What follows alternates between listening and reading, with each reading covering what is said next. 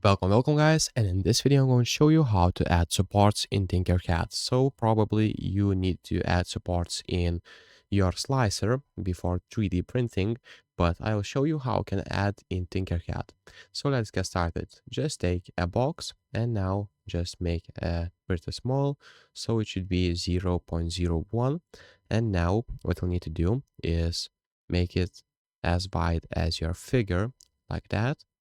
And now what we'll need to do is just place your figure, not the figure, but supports like that.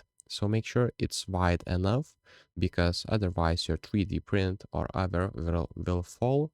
And now what you'll need to do is just copy and paste those and you'll be good to go. So as you can see, if you do it like that, you'll be able to add supports. So as you can see, just make sure to make it a little bit more closer one to one, as you can see like that, and you'll be able to add supports like that. Okay, so now what you'll need to do is add a little base for the supports to hold on because the printer won't print your supports like that. So basically what we'll take is another support. Now just rotate it 90 degrees and just bring it down to the floor. Okay, so let's do that.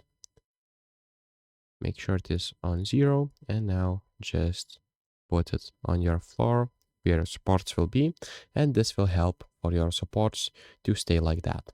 So if this video was helpful, please make sure to subscribe to Guide to Everything, comment down below for the algorithm, and see you in the next one.